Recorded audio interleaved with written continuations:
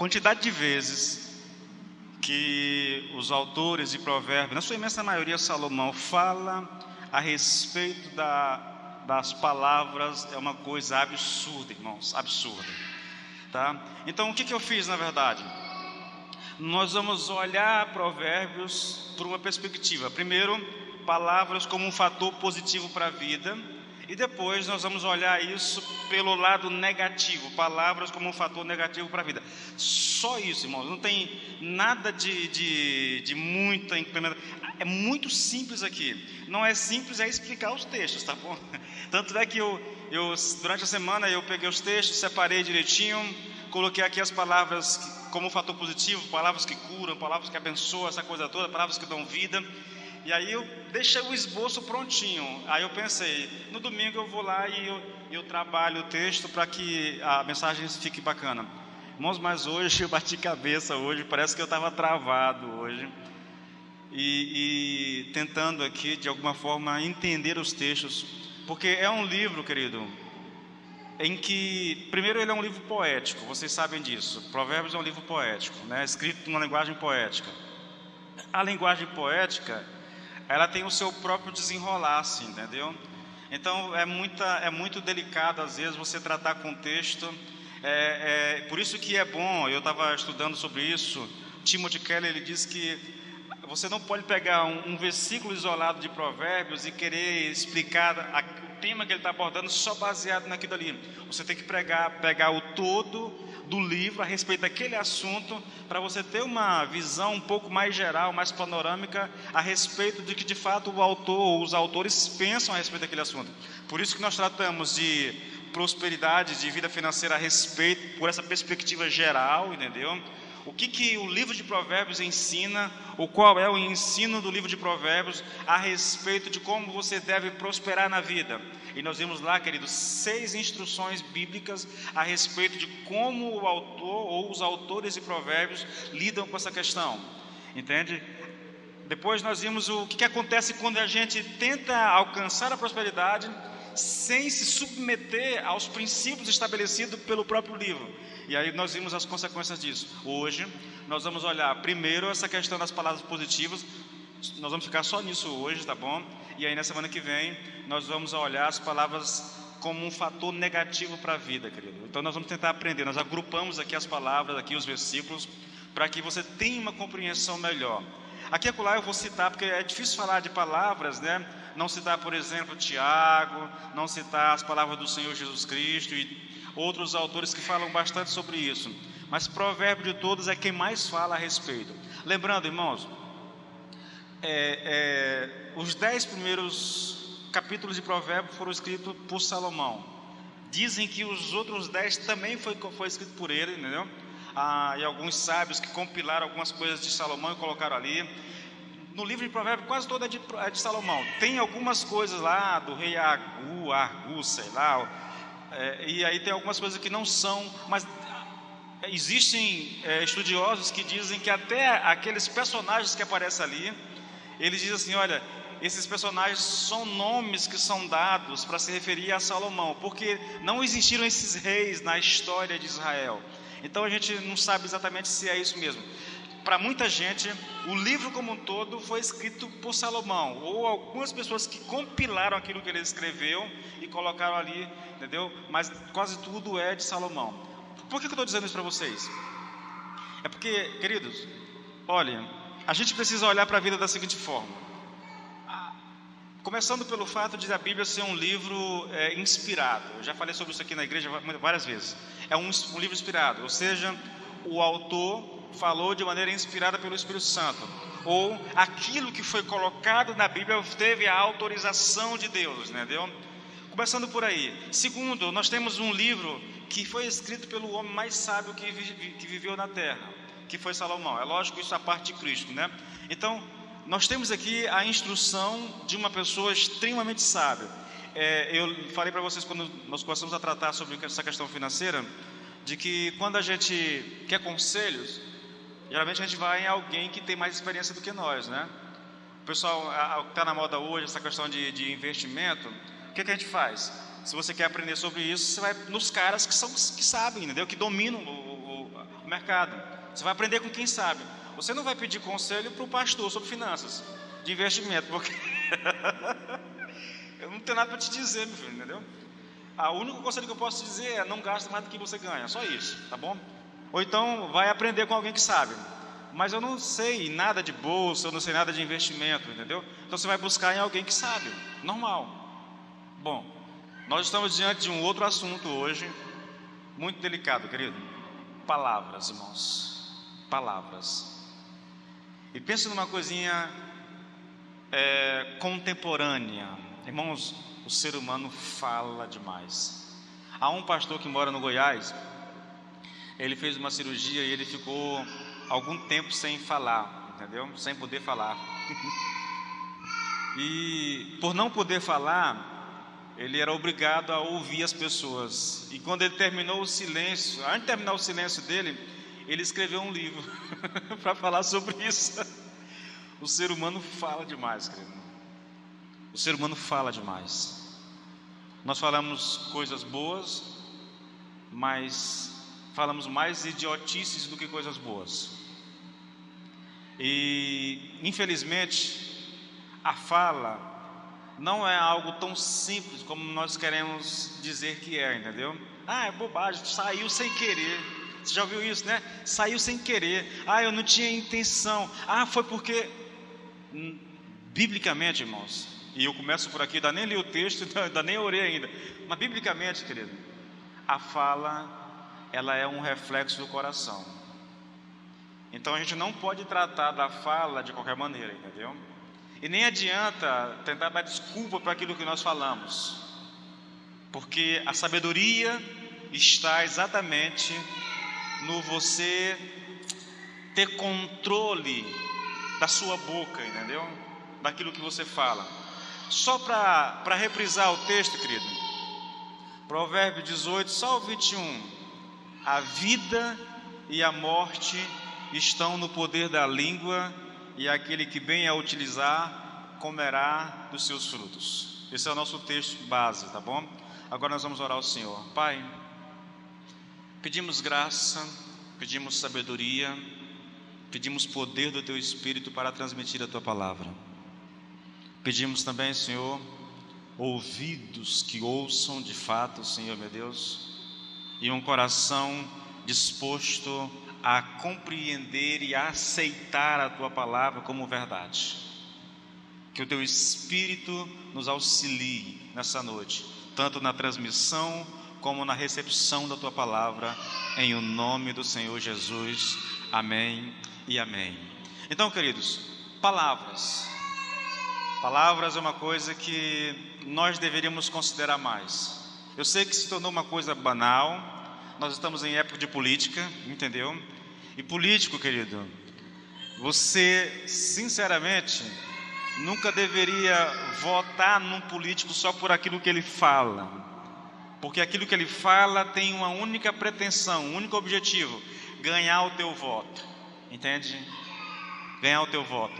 Se você quer saber exatamente como um político vai agir, você deveria conhecer o que diz o seu partido, o que reza a cartilha do partido, e não exatamente aquilo que o candidato está dizendo, tá? Mas por que eu estou falando de política? Porque nós estamos no período eleitoral, irmãos. É um festival de besteirol na televisão, nas ruas, entendeu? É um festival de mentiras que nós vamos ouvir o tempo todo, tá? É incrível, irmãos, como as pessoas perderam a vergonha e mente de maneira descarada, entendeu? Se uma pessoa, querido, é isso que a gente precisa atentar, né? Se uma pessoa consegue, entende? E ela não tem nenhum pudor de te enganar, de mentir, olhando para ti, sorrindo para ti, essa pessoa não mereceria, irmãos, o teu voto jamais, entendeu? Não mereceria. Mas vamos trabalhar aqui. Primeiro, palavras como um fator positivo para a vida. Primeira coisa que nós vamos estudar aqui são as palavras que curam, irmão. Palavras como um fator de cura, tá bom? Olha só, Provérbios capítulo 16, versículo 24 diz assim: palavras agradáveis são como favo de mel, doces para a alma e remédio para o corpo. É lindo, né? Poético, na verdade, né? É muito bonito. Uma tradução um pouquinho mais contemporânea está escrito assim: palavras agradáveis são doces como mel, são doces para o paladar e trazem cura para a alma. Essa é a ideia de remédio, é cura, tá? Há uma outra tradução que diz assim, olha, palavras amigas são doces como mel, dão ânimo e criam novas forças. Então, essas interpretações, querido, essas traduções, elas estão corretas, entendeu? Palavras dão ânimo, com certeza. Palavras criam novas forças, com toda certeza. Palavras são cura para a alma, não tenha dúvida. Palavras são remédio para o corpo, não tenha dúvida, irmãos. Tudo isso é muito verdadeiro, entendeu? Palavras. Eu queria começar, querido, essa reflexão falando sobre o uso da língua, dizendo primeiro que palavras agradáveis aqui, ou palavras amigas, elas não querem dizer, querido, bajulação, tá? Olha só o conceito que Provérbios traz para a ideia de bajulação. Ele diz assim, olha, a língua falsa odeia aqueles a quem engana, e a boca lisonjeira, que é a mesma coisa da língua falsa, entendeu? É a causa de ruína.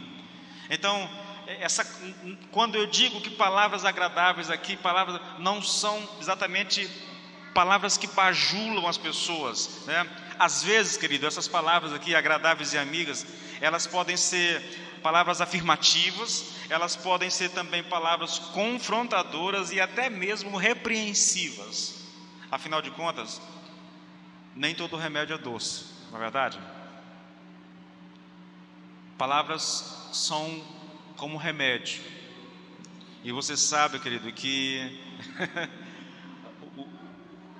remédio para criança talvez ainda seja um remédio docinho, mas um remédio para adulto geralmente é amargo, entendeu?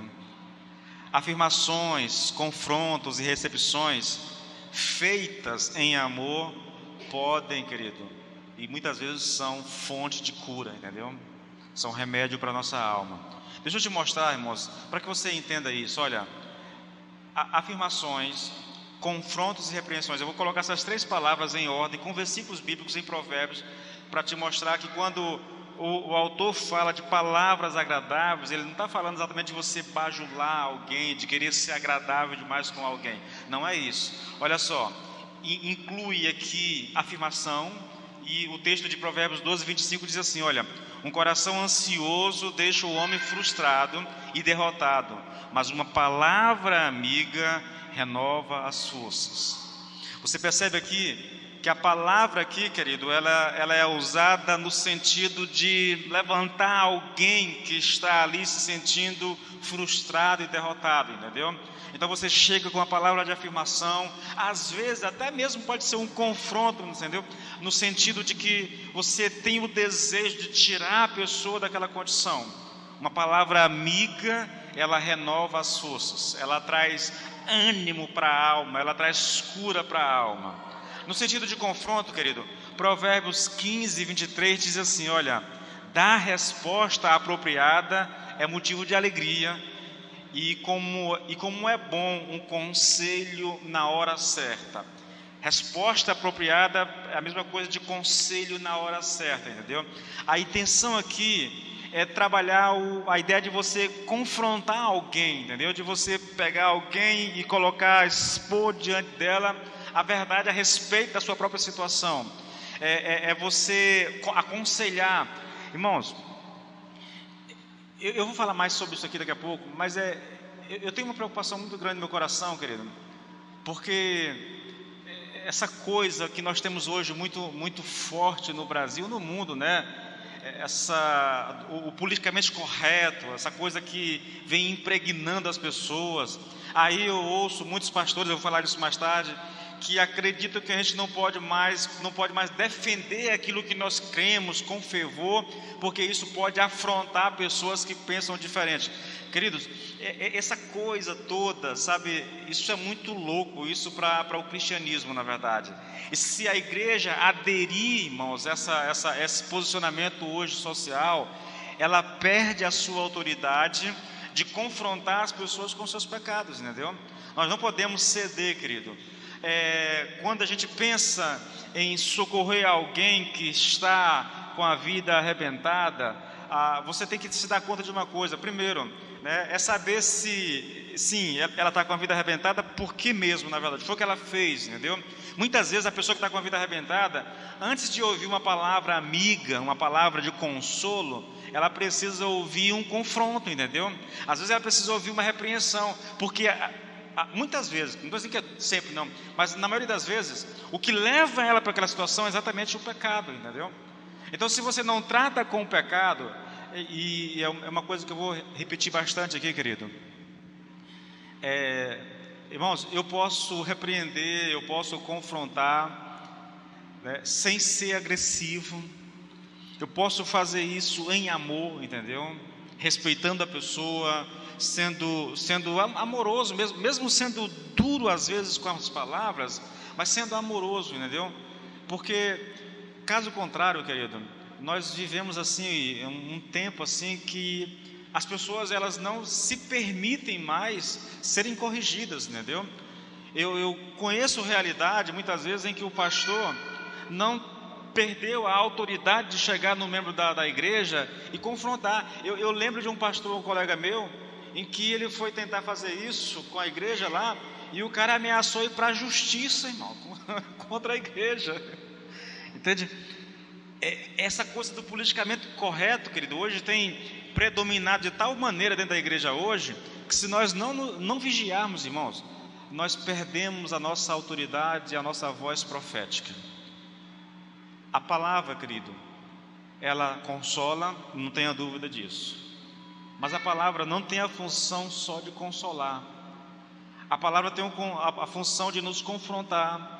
A palavra tem a função de nos repreender, de nos corrigir mesmo, entendeu? E se eu não estou disposto a me submeter a isso, querido, muitas vezes, eu arrebento com minha vida, tá? No sentido de repreender, olha que texto interessante, irmãos. Ainda bem que está numa linguagem poética. Olha só, Provérbios 27, 6. As feridas feitas por um amigo sincero são melhores que os beijos de um inimigo. Lindo, não é isso? As feridas feitas por um amigo sincero. Como é que o amigo te fere, irmãos? Palavras. Às vezes ele está te dizendo a verdade, aquilo está cortando por dentro, entendeu? Está ferindo. Mas aquilo, querido, tem muito mais poder, como diz o texto, do que os beijos de um inimigo. De que alguém que chega em você, passa a mão na tua cabeça, te mima, mas te deixa na mesma situação que você estava, entendeu? Não é capaz de olhar para o teu pecado, apontar o pecado e dizer que você precisa se arrepender. Não, às vezes, e aqui eu falo para nós, irmãos, às vezes com medo de perder a amizade, com medo da pessoa se sentir ofendida, a gente acoberta o pecado dela, querido. Sendo que quando a gente faz isso, nós estamos piorando a situação da pessoa, entende? Então as feridas de um amigo sincero são melhores do que um beijo. A repreensão vinda, querido, de alguém que nos ama, de alguém que fala em amor conosco, não tem nem dúvida, querido, é muito melhor do que um tapinha nas costas, uma mão na cabeça, entendeu? Meu negócio é o seguinte: afirmações, confrontos e repreensões feitas em amor podem ser fonte de cura. Eu estou tentando te mostrar isso aqui. Eu estou dizendo para você que palavras agradáveis não significa exatamente bajular as pessoas, entendeu? Mas sim, às vezes afirmar, trazer uma palavra de consolo, às vezes uma palavra de confronto, ou até mesmo uma repreensão. Bom, novamente, se tudo isso não é suficiente, ouça o que o salmista diz, querido. Provérbios 19, 7. Eu vou ler em duas versões para você compreender melhor. Primeiro, nessa linguagem mais convencional, entendeu? A lei do Senhor é perfeita e revigora a alma. A lei do Senhor é perfeita e revigora a alma. Agora, nessa versão mais contemporânea, a lei do Senhor é perfeita e ela devolve à nossa alma as forças perdidas. Está corretíssimo, querido, tá? É uma tradução mais contemporânea, mas o autor acertou, de fato. Agora a questão é, irmãos, como alguém pode ser fortalecido pela palavra, ou ter as suas forças restauradas? Sendo bajulado pela palavra? De maneira nenhuma, querido. A palavra, irmãos, ela tem essa função, querido, de nos consolar, de nos afirmar, de nos confrontar, de nos corrigir e de nos repreender. É assim que a palavra nos fortalece, entendeu? Olha, repetindo, irmãos, esse conceito que nós temos hoje, eu fico pensando, por exemplo, no evangelismo nosso hoje, né? Como eu ouvi, querido, no começo da minha caminhada, durante um bom tempo eu ouvi isso. A palavra, a expressão-chave do evangelismo é: Deus te ama e tem um plano maravilhoso para a sua vida. É assim que nós evangelizamos as pessoas. Ou pelo menos que se evangelizava. Qual é a ideia? Nós não podemos falar de ira de Deus. Nós temos que falar do amor de Deus. Vocês já me ouviram tanto falar sobre isso, querido? Se a pessoa não compreende a ira de Deus, o amor de Deus não faz sentido para ela, ou não fará sentido para ela, entende? Não fará sentido, irmãos. É a mesma coisa de você querer convencer uma pessoa que não sabe que está doente a tomar um remédio, principalmente se o remédio é ruim. Não funciona, querido. Para que o amor de Deus faça sentido na vida de alguém, ela precisa primeiro conhecer a ira de Deus. Bom, palavras como fonte de cura, né? Provérbios 10, 11.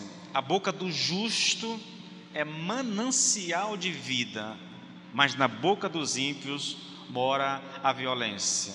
A boca do justo é fonte de vida, querido. Manancial significa isso, é fonte de vida.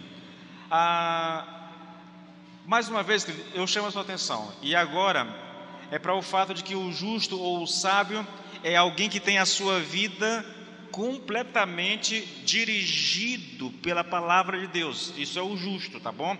Então, quando o autor diz que a boca do justo é manancial de vida, você precisa entender que esse justo é alguém que tem a sua vida dirigida pela palavra de Deus. Portanto, ao dizer que a boca dele é fonte de vida, Salomão está dizendo, querido, que dos lábios desse justo, o que sai, o que é apregoado é a palavra de Deus.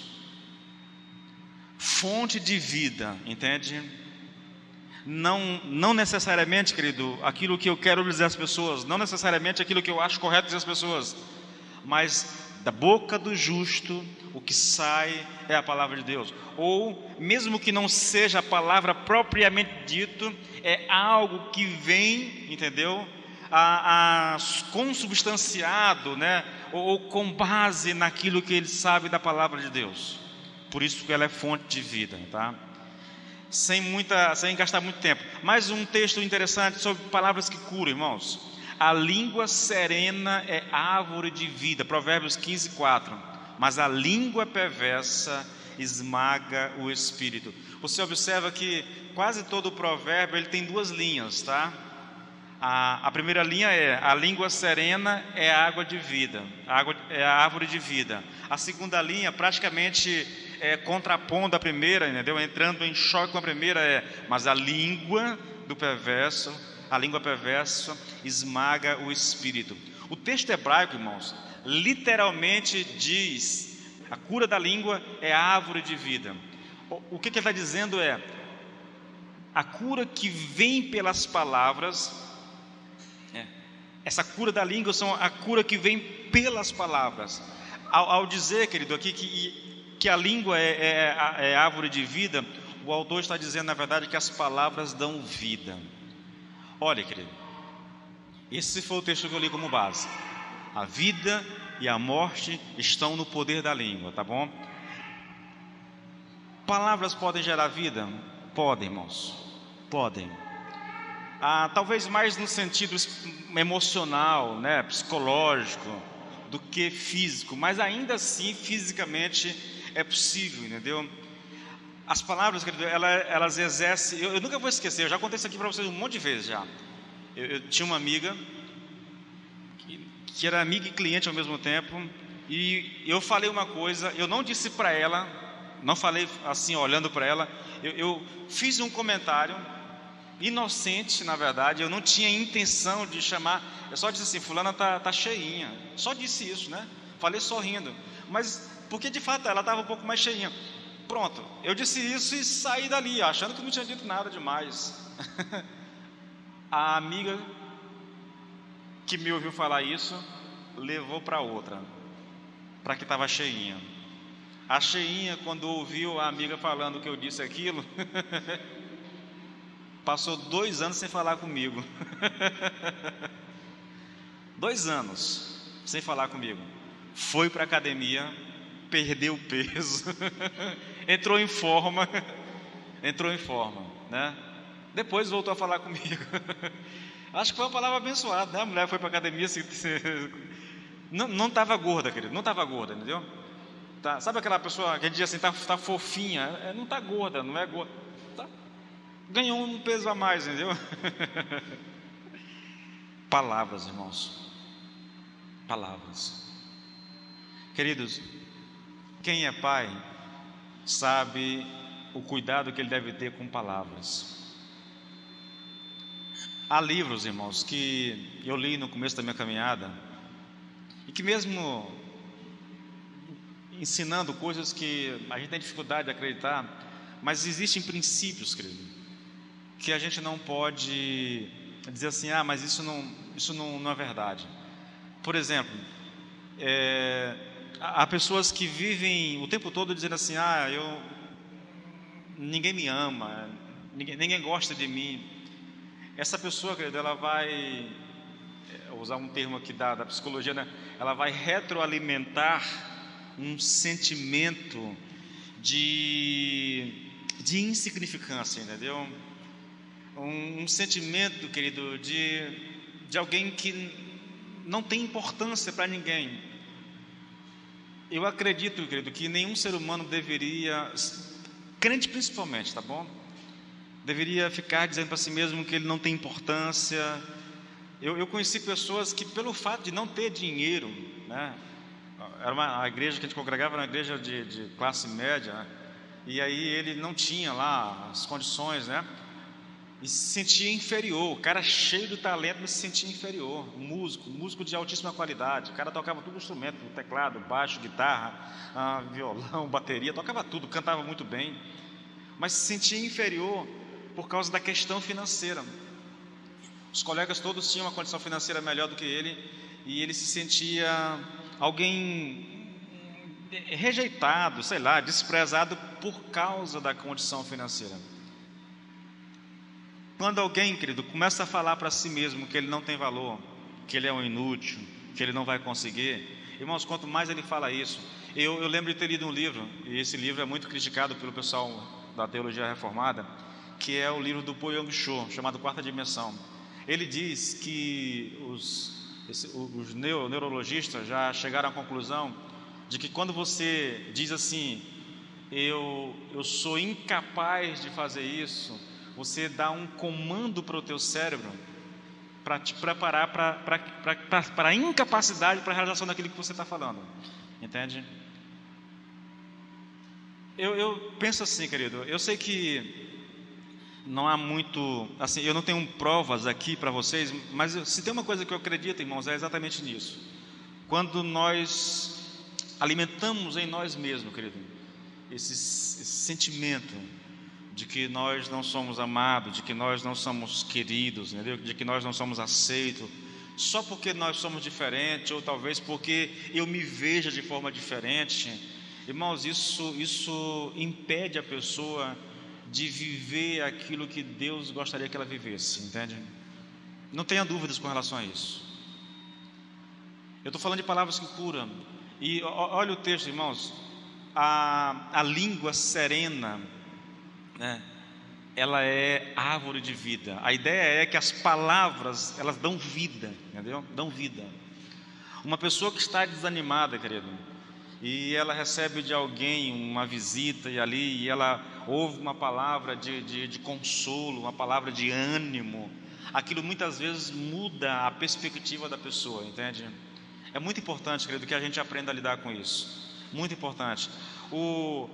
O Hernando Dias Lopes diz uma coisa interessante. Ele diz assim: olha, um homem pode criar um paraíso na terra para todos os que vivem próximo dele, se observar uma linguagem gentil e instrutiva, originada de um coração sábio.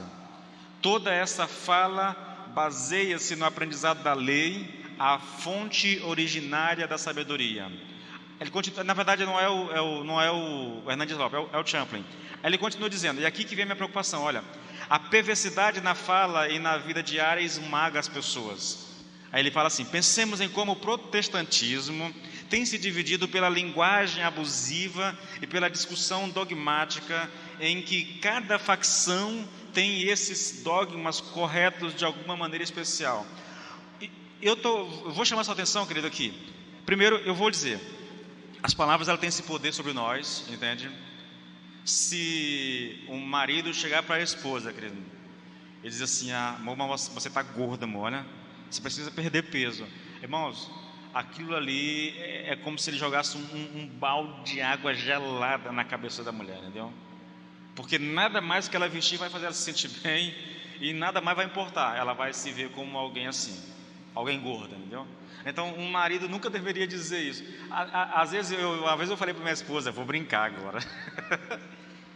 Ela vive falando de academia, eu digo: amor, vai lá, amor, se matricula, faz a academia. Você quer fazer academia? Faz.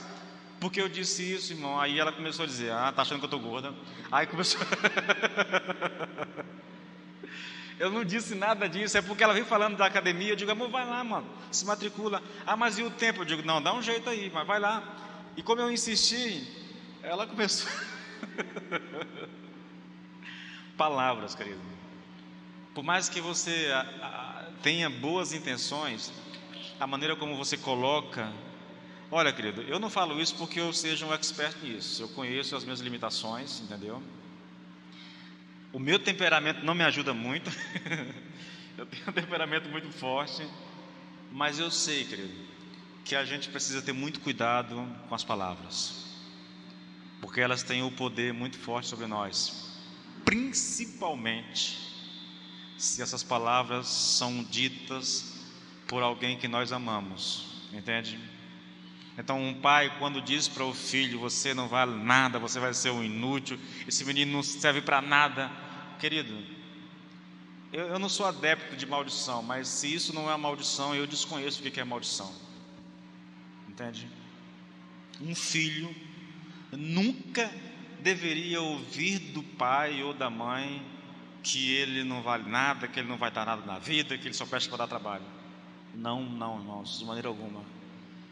Porque você está sentenciando aquela criança. Quando eu estudei muito sobre psicologia cristã, irmãos. Estudei muito sobre o comportamento de criança. Uma das frases que não me sai da cabeça é: a palavra do pai ou da mãe no ouvido de uma criança é palavra de Deus. Ela toma aquilo como algo absolutamente certo, entendeu? Então ele não deveria ouvir isso. Estou fazendo aqui algumas ressalvas. A fala do Champlin, ele diz que, falando dessa palavra que esmaga, ele diz que o protestantismo ele tem se dividido pela linguagem abusiva e pela discussão dogmática, em que cada facção, né, cada denominação pensa ter esses dogmas corretos de alguma. Tipo assim, eu tenho os meus dogmas, eu acredito neles e eu estou disposto a lutar por eles, mesmo que isso me leve a romper a amizade com alguém lá fora. É mais ou menos por aí que ele caminha. Sabe, deixa eu dizer uma coisa para vocês. Eu tenho um temor, querido, em relação a esse tipo de interpretação equivocada quanto à mensagem do Evangelho, né, e de como isso tem acontecido principalmente dentro da igreja. Por exemplo, o tal do politicamente correto, né? Você não pode mais de púlpito apontar o pecado das pessoas. Se você falar, as pessoas vão se sentir ofendidas. Se você dizer que um homem é adúltero, ele vai se sentir ofendido e ele pode até mesmo te processar se quiser, entendeu? Isso vem sendo, inclusive um pastor amigo meu disse assim: olha, quando tu for legalizar a igreja, criar o estatuto, essa coisa CNPJ, tu precisa de orientação de advogado, especialista nessa área, para te orientar, porque dependendo do teu estatuto, você pode se ferrar, dependendo daquilo que você faz como igreja.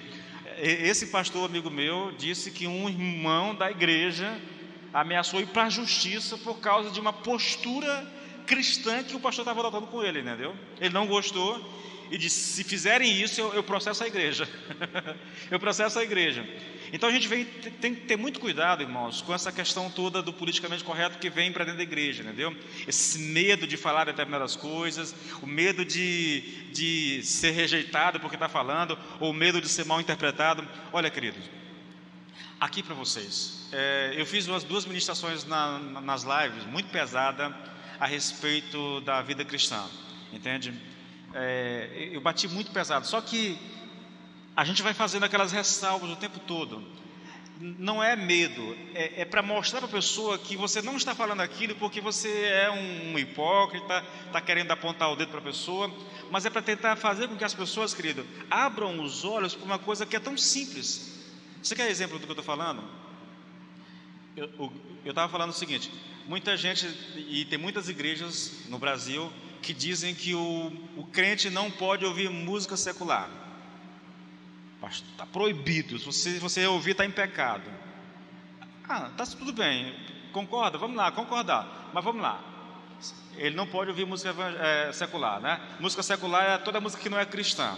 Bom, então qual é o pecado desse crente em assistir uma novela ou um filme secular? Por que a gente não considera pecado a leitura de um livro secular também? Entendeu? Porque se é proibido ouvir uma melodia, uma letra secular, deveria ser proibido a leitura também, deveria ser proibido os programas de televisão que não são cristãos. Então, quando a gente fala isso, querido, não é no sentido de apontar dedo para quem quer que seja, entendeu? Ou a pessoa tem muita preocupação com o que vai vestir, tem que vestir uma roupona, aquela coisa toda, parecendo velho, mas não tem cuidado com a língua. A irmã está bem vestida, mas é fofoqueira. Do que adianta? O camarada anda todo empacotadinho, desculpa a expressão, querido, mas é um veaco. Compra e não paga. Não faz sentido, irmãos, entendeu? Se é para ser biblicamente, totalmente... Então, irmãos, vamos arrochar tudo aqui para que as pessoas se ajustem. Principalmente no que diz respeito à questão do caráter, entendeu? Porque às vezes é muito fácil exteriormente manifestar uma postura cristã, quanto que interiormente a gente vive como um ímpio, tá? Então, voltando aqui para essa questão do Champlin, querido, eu me preocupo muito, irmão, já falei sobre isso, da maneira como nós pregamos o Evangelho hoje. Tem que dizer para as pessoas que Deus as ama. Eu concordo, é bíblico, só que isso não é toda a mensagem. Ou o fato da gente não poder defender aquilo que acredita, que é uma discussão aí que logo vai estar dando cadeia para pastores, essa questão da homoafetividade, né? Não pode mais nem chamar de homossexualismo, agora é homoafetividade. Se falar, você pode até ser preso, entendeu? Queridos, olha, eu quero que você entenda uma coisa. Nós estamos chegando num ponto, querido, e tudo isso é palavra, a gente vai pregar, vai falar, entendeu? Tudo isso pode ser um tipo de armadilha para a igreja, irmãos, em que ela vai perder a sua autoridade, o seu posicionamento profético de apontar o erro, porque, queridos, a história do cristianismo, ela é caracterizada por essa postura da igreja em apontar o erro onde quer que ele esteja, irmãos. Um pastor, para que ele tenha autoridade para isso, ele precisa viver uma vida santa, é lógico, entendeu? E ele não pode se dar ao luxo, querido, na tentativa de agradar as pessoas, dizer a elas aquilo que elas querem ouvir. É bom falar isso, é bom ouvir, irmãos, mas isso não leva ninguém para a santidade, entendeu? Isso torna crentes muito fracos, na verdade. Outra coisa interessante, querido, as palavras elas produzem sabedoria. Eu vou um pouquinho mais rápido aqui agora. Provérbios 10:19 diz assim: olha, quem fala demais acaba caindo em transgressão, mas quem controla a língua é sábio. Aqui nós temos um texto bem interessante, entendeu? Que fala dessa capacidade do ser humano de controlar aquilo que nós falamos, de ter domínio sobre aquilo que nós falamos. As palavras, querido, as palavras que produzem sabedoria aqui não são exatamente aquelas que são ditas, e sim aquelas que não são ditas. Por quê? Porque ter controle sobre a língua é sinal de sabedoria, irmãos. Esse mesmo texto diz assim: olha, quanto mais você fala, mais perto está de pecar. Se você é sábio, controle a língua. Deixa eu dizer uma coisa a vocês, irmãos, bíblica, correta. Ah, pastor, mas é porque eu não consigo. Irmãos, uma das características do fruto do Espírito é controle, sabe? Domínio próprio, a capacidade de nós nos dominarmos.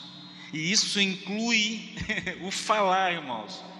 O que o texto está dizendo, querido, é que Deus nos deu o poder de controlar aquilo que nós falamos.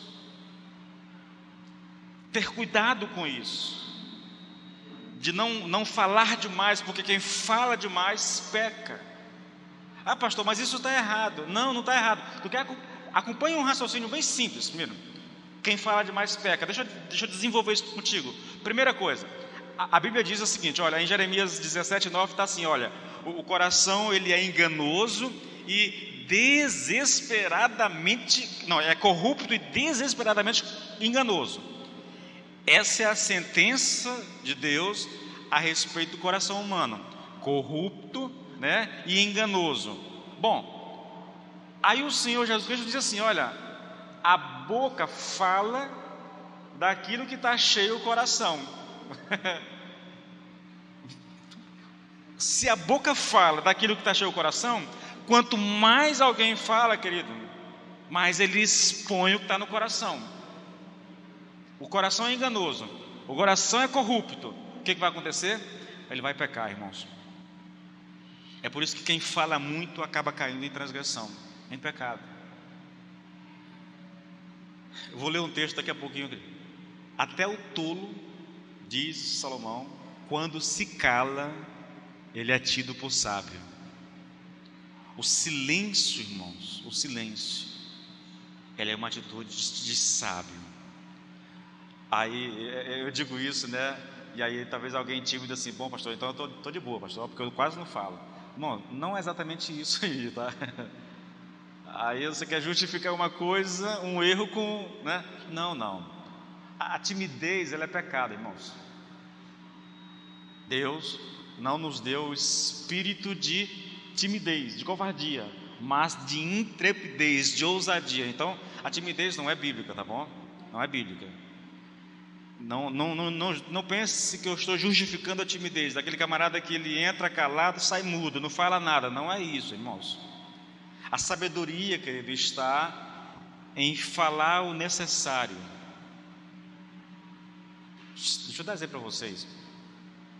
Acontece muito em ambientes, tipo escola, empresas, entendeu? Que está acontecendo coisas erradas ali, e o cara está vendo que está errado, mas ele não diz nada. E ele fica querendo que alguém fale, mas porque ele não tem coragem de falar, entendeu?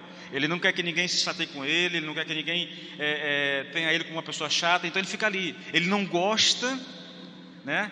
Mas fica calado ali. Sinceramente, querido, eu acho que não é um posicionamento muito correto, não, entendeu? Porque tem horas que a gente precisa falar, tem horas que a gente precisa dizer o que está acontecendo.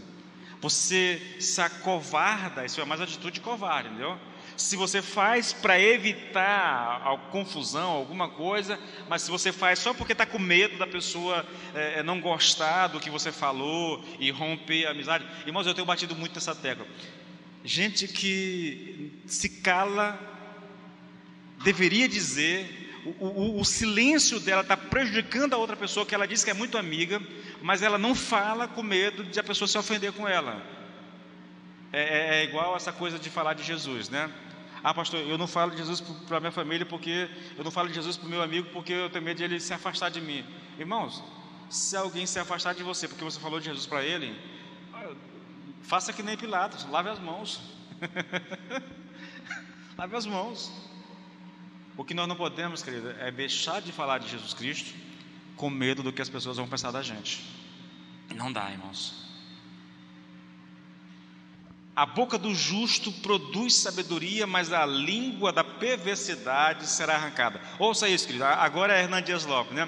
A boca do justo produz sabedoria naqueles que o ouvem, pois o justo fala do conhecimento de Deus, do temor de Deus, da obediência a Deus. O coração do justo está cheio da palavra de Deus. Entretanto, a língua do perverso está cheia de ódio, e ninguém suporta conviver com o coração odioso por muito tempo.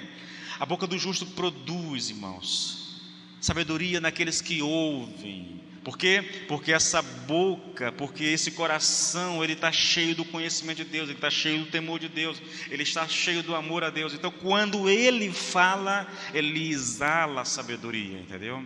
É lógico, mais uma vez, fazendo mais uma ressalva, porque é quase impossível falar essas coisas sem fazer ressalva.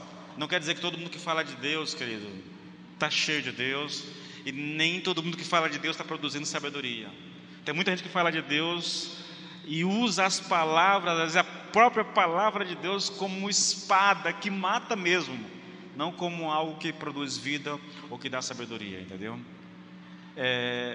O correto, irmãos, é falar em amor, é dizer às pessoas aquilo que elas precisam ouvir, sem ser ofensivo, sem ser agressivo, sem menosprezar as pessoas só porque ela pensa de maneira de você.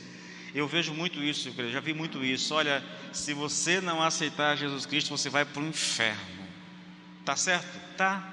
Não tem nada de errado com essa fala. O problema é como a gente diz isso para uma pessoa, entendeu? Eu já disse isso para um senhor, o pai do Washington, Cleide.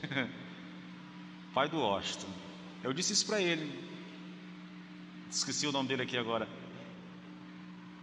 O senhor de idade já. Na verdade, eu falei isso para ele 2 semanas depois ele morreu, né? Eu disse assim: olha, o senhor é um homem muito já idoso, bem vivido, entendeu? Que não está bem de saúde. Se o senhor continuar agindo dessa forma, vai acontecer que você vai ficar rejeitando a palavra de Deus, rejeitando a Deus, e de repente o senhor morre, e quando morrer vai para o inferno sem salvação. Por quê? Porque insiste em não querer crer, em não querer dar ouvidos. De fato, aconteceu, seu Patrício, né? Aconteceu depois, 15 dias depois, 20 dias depois, que ele de fato morreu, né? Disseram que ele aceitou a Cristo lá no hospital, já quase morto, eu não sei. Mas a gente pode falar, querido, para uma pessoa sem necessariamente machucá-la, sem necessariamente feri-la. Olha, o sábio de coração, ele é chamado prudente, e a doçura no falar aumenta o saber. Irmãos, o coração, ele é fonte, a língua é o rio que corre dessa fonte. O coração é laboratório e a língua é a vitrine que expõe o que se produz nesse laboratório. Há uma conexão muito profunda, irmãos, e estreita entre a língua e o coração, entendeu? A língua fala daquilo que está cheio o coração. Por isso que eu disse a vocês no começo: eu falei sem querer, eu não tinha intenção de falar aquilo, foi porque... Não, irmãos, não. Quer conhecer alguém? Preste muita atenção naquilo que ele fala, naquilo que ela fala. Consciente ou inconscientemente, irmãos, quando nós falamos, nós estamos expondo o nosso coração. Saiba disso. Uma pessoa sábia de coração, ela é prudente, pois não fala sem refletir. Suas palavras são sempre oportunas e terapêuticas. Ela fala para edificar e abençoar. Sua língua é fonte de conhecimento e terapia para os aflitos. O sábio é conhecido não apenas pelo que fala, mas também pelo modo como fala. É o que eu venho dizendo o tempo todo, querido. Ele não apenas fala a verdade, mas fala a verdade em amor. Isso aqui são palavras do Hernán Dias Lopes. Irmãos, não tem erro nenhum, não tem pecado nenhum em você chegar para alguém, querido, e expor a situação, a real situação daquela pessoa, desde que você faça isso em amor, desde que você não seja ofensivo, agressivo. tratando a pessoa com aquele ar de superioridade, entendeu? Como se você fosse mais importante, como se você fosse mais santo, como se você tivesse o direito de colocar o dedo na... Não, irmãos, dessa forma não. A gente pode lidar com as pessoas, pode apontar os erros das pessoas, sem necessariamente agir dessa maneira agressiva. Quer mais um texto interessante, querido? Quem controla as suas palavras possui conhecimento, e o sereno de espírito é inteligente. Agora ouça isso aqui: até o insensato, quando se cala, é tido por sábio. Se ficar de boca fechada, passa por inteligente. Que texto interessante esse, querido? Silenciou. Irmãos, deixa eu ver. Não está aqui. A semana que vem eu trago um texto de Abraham Lincoln, falando sobre isso. É mais ou menos assim, olha, as pessoas pensam que se você está calado, as pessoas pensam que você é um tolo. Então, não abra a boca e tire as dúvidas dela a respeito da sua tolice. É mais ou menos por aí, entendeu? Enquanto você está calado, as pessoas estão pensando que você é um tolo. Se você passar a falar, elas vão descobrir que você realmente é um tolo. Então fique calado. Fique calado. O silêncio, querido. O silêncio, ele é muito necessário, irmãos. A hora de falar, mas a hora da gente silenciar. A hora da gente expressar o que sente, mas a hora de simplesmente você calar. Olha, querido, eu sou muito assim. Eu sou tímido um pouco, tá? Deus me tirou um pouco disso, mas eu sou tímido. Mas antigamente, quando eu viajei muito, né? Numa época aí, quando eu viajava, não era exatamente timidez, não. Era uma postura minha que eu não sei se é certo ou se é errado. Mas quando eu chegava no ônibus, que eu sentava na poltrona, duas coisas imediatamente. Primeiro, um fone de ouvido, né? E segundo, um livro. Ali eu estou dizendo, não fale comigo. Não converse comigo de maneira alguma, tá? Era uma postura. Eu sempre fui para São Luís, passei 2 anos indo para São Luís direto, quase todo mês para lá. Então, na hora que eu sentava, querido, ali, eu já abria a mochila, pegava o tablet, ou às vezes era o filme, colocava o filme no tablet, né? Já colocava o filme, sentava, abria o tablet, o fone de ouvido e começava a assistir. E eu estava mandando uma mensagem para quem quer que seja, querido, não converse comigo. Não era exatamente timidez, entendeu? Eu nunca gostei muito, nunca fui dado, querido, assim, a conversas em ônibus, entendeu? Eu não gosto. Eu gosto muito de conversar, né? Mas eu não sou dessa pessoa de chegar para alguém desconhecido e começar a falar essa coisa toda. Não, eu não sou muito disso. Aqui é acolá, mas eu sou muito na minha. Isso talvez seja por causa da minha timidez. Antes de conhecer Cristo, irmãos, eu era um cara tão tímido. Sabe aquele cara doente? Antes de conhecer Cristo, no mundo mesmo, por exemplo, eu não entrava num clube sem antes eu tomar alguma coisa, irmãos. Para os solteiros aqui, né? Para chegar numa menina, não tinha quem que fizesse eu chegar numa menina sem antes eu beber alguma coisa para perder o medo. Tinha que beber, entendeu? Era a forma de eu criar coragem. E era tão psicológico, irmãos, que bastava eu sentir o gosto álcool na língua que eu ficava corajoso. Timidez, muita timidez. Eu sofri de muita timidez, irmãos. A primeira vez que eu fui pregar na igreja, que eu fui cantar na igreja, nunca vou esquecer. Eu me escorei numa mesa, eu comecei a cantar em pé e as pernas começaram a tremer e a mão começou eu fiquei assim, meu Deus do céu, não vou conseguir terminar não. Aí eu encostei na mesa, segurei aqui, firmei para ver se eu dava conta de terminar, porque tímido, doente, irmãos, doente, entende?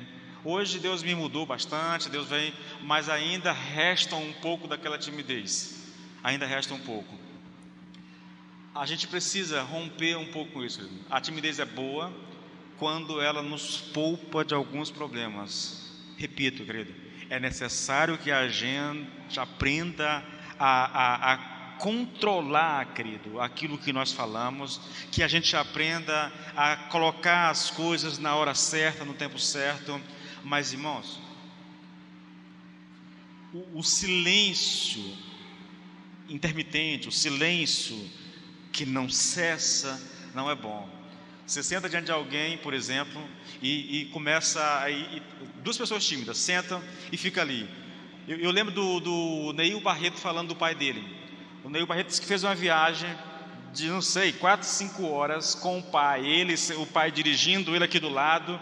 Irmãos, ele sai dali até o local que eles iam, e o pai não diz uma única palavra. Irmãos, se eu entrar num carro com alguém e essa pessoa não falar comigo de jeito nenhum, geralmente é conhecido, né? Aí, irmãos, eu tenho que achar conversa, porque nessas horas eu não suporto o silêncio, não, viu? Eu acho muito estranho isso. Então eu preciso puxar. Eu vim com um colega meu recentemente, né? E aí ele não é muito de falar, um cara legal, mas não é muito de estar falando, não.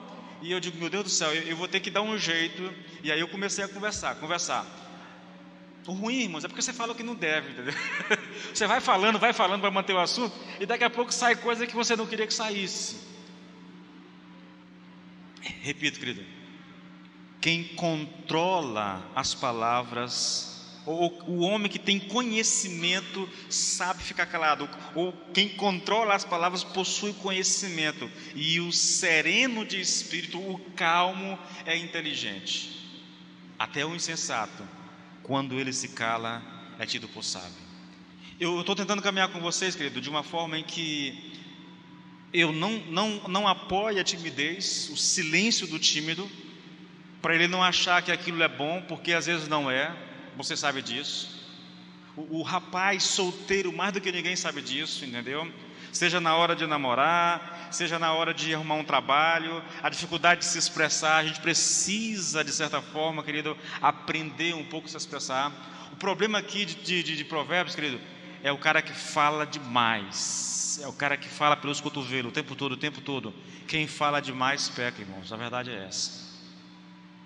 Quem muito abre a boca vai cometer pecado. Para finalizar, duas coisas. Palavras que geram vida agora, né? Vou pular aqui uma coisa, irmãos, deixa eu só. Eu vou pular uma questão aqui. Palavras que alegram o coração de Deus. Eu não vou me ater, não, só ouço os textos. Provérbios 12, 22 diz assim: olha, o Senhor detesta lábios mentirosos, mas aqueles que praticam a verdade são o seu prazer. Praticar a verdade aqui, irmãos, é falar a verdade. Então olha só, o Senhor detesta o mentiroso. É o que o texto está dizendo, querido. Ele detesta, ele odeia o mentiroso, mas tem prazer naquele que fala a verdade. Então, se você quer alegrar o coração de Deus, aprenda a falar a verdade. Lábios que falam a verdade são prazer de Deus, irmãos. Por outro lado, entendeu? Aquele que mente entristece o coração de Deus. É muito prático isso aqui, é muito fácil de ser entendido. Provérbios 15, 26. O Senhor detesta os planos dos maus, mas as palavras bondosas lhe são aprazíveis. Dá prazer. Palavras bondosas, palavras amigas, entendeu? Novamente, irmãos, não entenda isso como alguém que está bajulando outra pessoa, tentando ser agradável. Não é isso, irmãos. Não é. Tire isso da cabeça, tá bom? Palavras bondosas aqui, mais uma vez, são palavras que trazem afirmações, palavras que consolam, mas às vezes, queridos, são palavras que servem para nos corrigir, para nos confrontar também. Isso alegra o coração de Deus. Isso é aprazível ao Senhor. Isso dá prazer ao Senhor. Quando Deus olha um filho dele falando a verdade, entende? Falando a verdade, seja essa verdade uma verdade que vai trazer consolo, seja essa verdade uma verdade que vai trazer algum tipo de correção, mas é a verdade, querido. Palavras bondosas, essas palavras, elas dão prazer ao Senhor. Em outras palavras aqui, em outra tradução, o texto diz assim: olha, os maus planos e pensamentos dos ímpios são extremamente vis e ofensivos para o Senhor, mas palavras puras são palavras agradáveis a Ele. Olha, querido, os maus pensamentos aqui, os planos, estão contrastando aqui com palavras puras. Sabe por quê? De onde é que vêm os planos e os pensamentos? Do coração. As palavras puras de onde vêm também? Do coração também, entendeu? Então, Quem fala palavras puras ou palavras bondosas é alguém que é puro de coração, é alguém que tem um coração bom. Por outro lado, os maus planos e pensamentos também vêm de um coração mau, né? De um coração perverso. E vai ser expresso, vai ser colocado para fora por meio das palavras, querido. Então são textos, irmãos, que nos levam para um pensamento, querido. Como eu estou usando as palavras?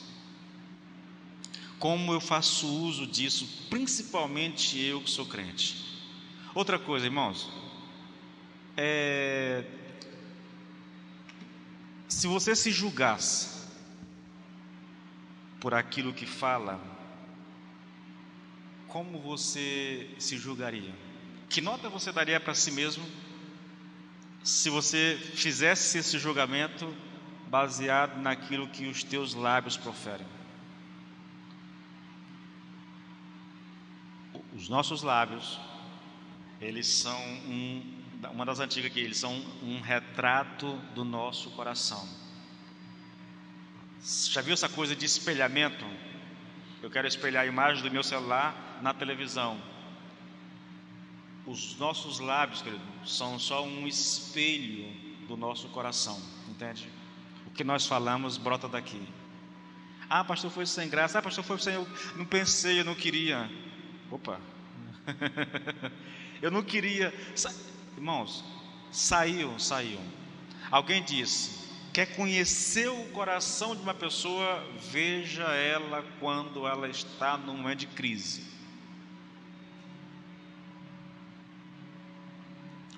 Quando está tudo bem, irmãos, a gente ainda até consegue filtrar um pouco o que sai. Quando nós estamos mal, o percurso aqui é alargado, entendeu? Então vai sair tudo, irmãos, tudo. Quer conhecer a esposa de verdade, o marido de verdade? Presta atenção no que é dito na hora das brigas, porque ali vai sair a verdade, irmãos. A gente diz depois que não queria falar, porque era por causa do momento e tudo, mas ali nós estamos expressando o nosso coração, a não ser que o Senhor Jesus esteja equivocado, porque Ele diz que a boca fala daquilo que está cheio o nosso coração. Agora, tem mais uma outra coisa que eu queria que você se avaliasse, querido. Nós somos crentes, irmãos, mas o quanto de crente há nas nossas palavras, nas conversas informais com as pessoas? Já parou para pensar sobre isso? Porque às vezes a gente é crente, irmãos, mas isso não é perceptível naquilo que nós falamos. É incrível isso, irmãos. Você conversa com pessoas, eu já convivi com pessoas meses, quase todos os dias, sem saber que a pessoa era cristã. Não sabia. Em nenhum momento, por aquilo que ela falava, dava para perceber que ela era uma cristã, uma crente. Quando isso acontece, irmãos, é porque o nosso coração ele está completamente vazio da palavra de Deus. Uma pessoa que tem o seu coração cheio da palavra de Deus, ela vai expressar isso naturalmente, entendeu? Eu não estou falando aqui de jargão, não, irmãos. Jargão é uma coisa que a gente aprende aí. Eu não estou falando disso, não. Eu estou falando dessa coisa brotar naturalmente, entendeu? Porque está ali no teu coração, vai sair naturalmente. Esse pessoal que anda lendo muito a Bíblia, você pode observar, entendeu? Vai sair naturalmente, irmãos. Naturalmente. Por quê? Porque é o que está no coração. É o que está no coração. Você está com um crente, aí ele fala de política, ele fala de esporte, ele fala de cinema, ele fala de tudo, só não fala de Deus. É porque o coração está vazio de Deus, querido. A nossa crença é uma crença dominical. Eu vou encerrar por aqui, tá bom? Porque senão, na semana que vem eu continuo e eu vou pegar o lado difícil dessa mensagem, que é a questão das palavras como fator negativo.